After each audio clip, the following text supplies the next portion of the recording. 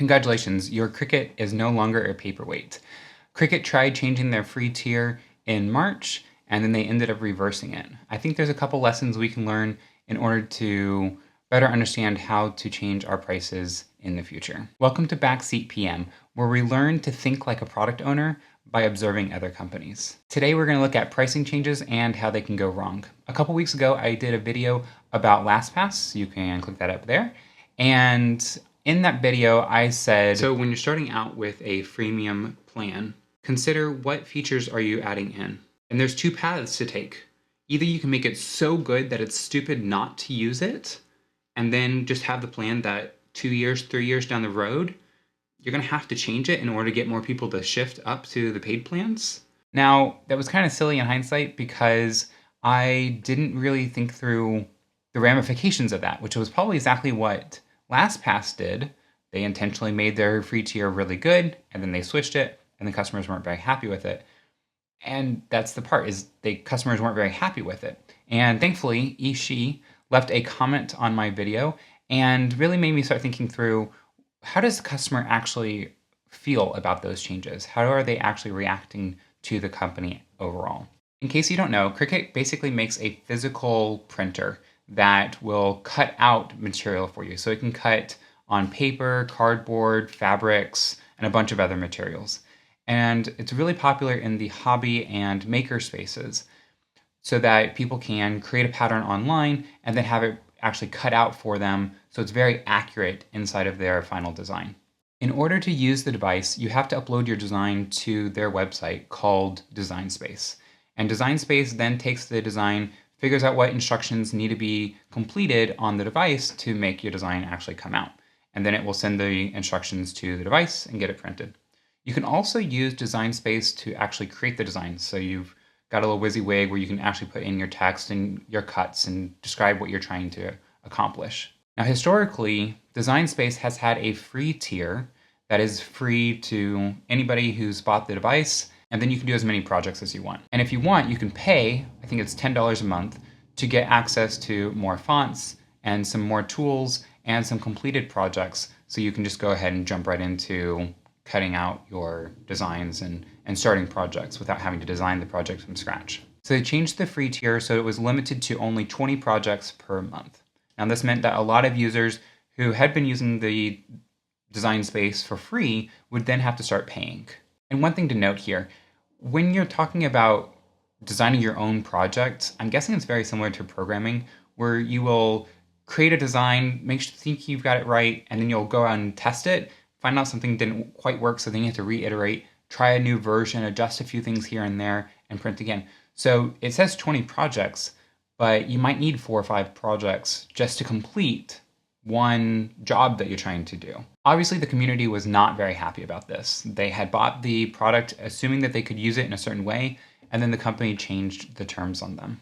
A week after making the change, they sent an email to the community saying, "We've heard you, we're revisiting this, we're looking into it. For now, if you buy a device up to December 31st, or if you've already purchased one, you can continue using the Design Space for free, unlimited uploads, just like it had been before."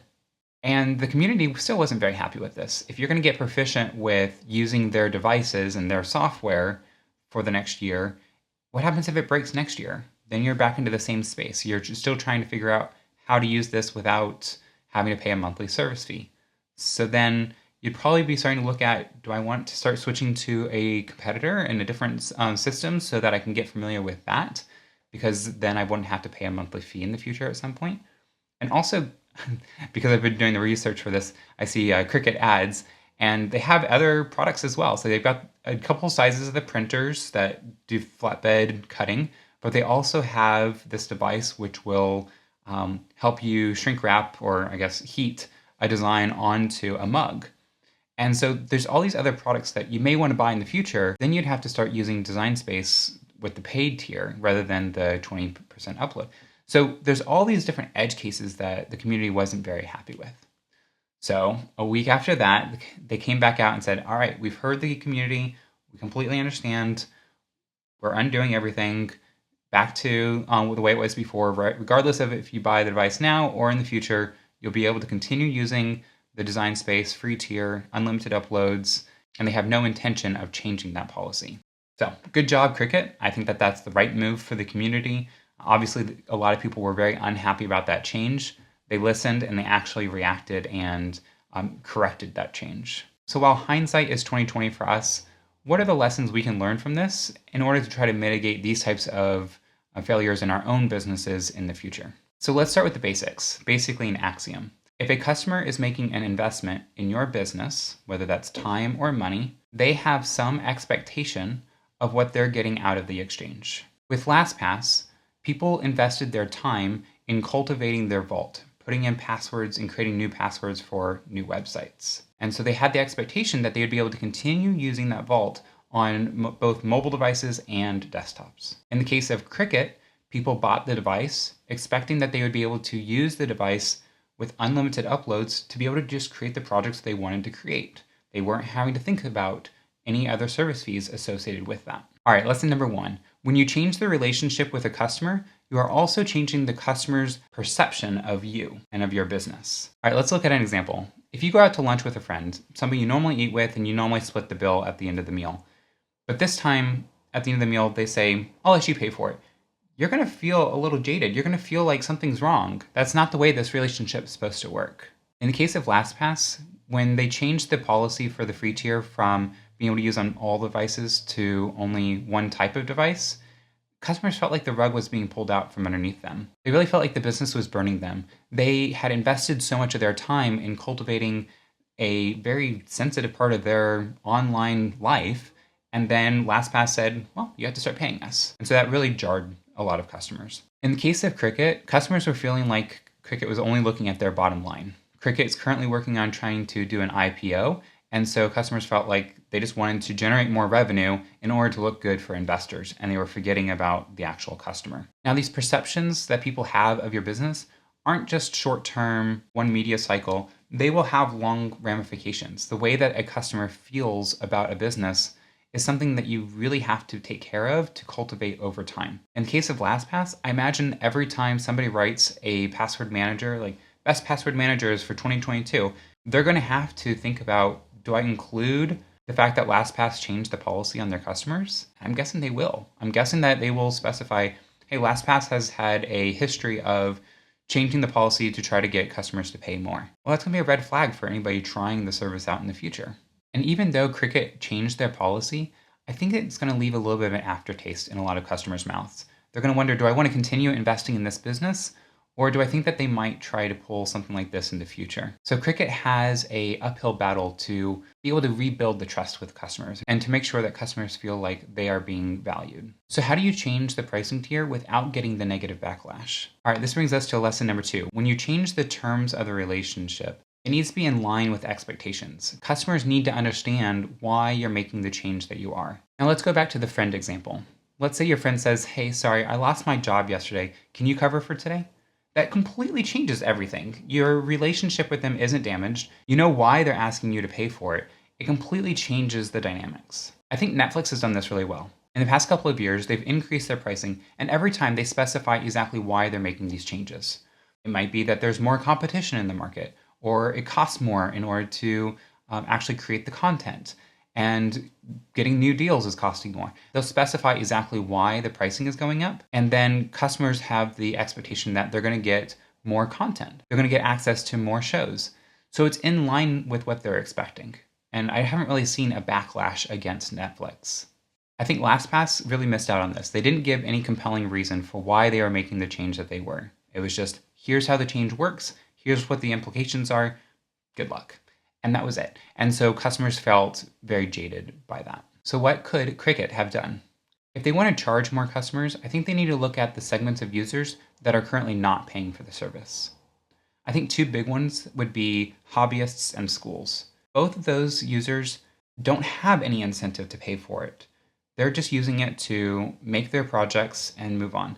And they would probably run into that 20 project limit. So those are probably not the right types of users to be going after.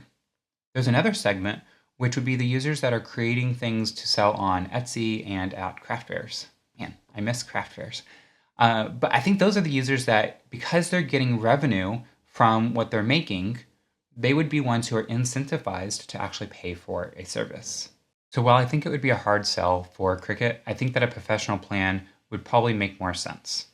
There's an incentive for the customer who's making money to pay to be able to continue making money with the product, but I think that there'd still be a better taste associated with it.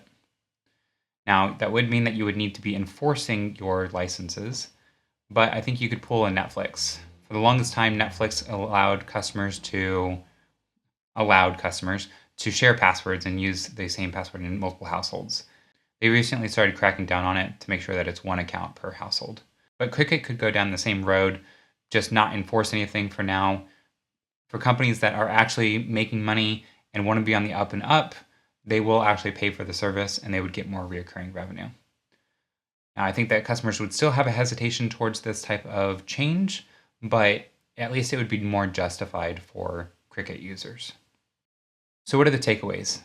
Well, there's a common saying when you're making a big purchase to buy for what it does today rather than what's promised for tomorrow. And the underlying assumption with that is that the product or whatever you're buying is getting better over time.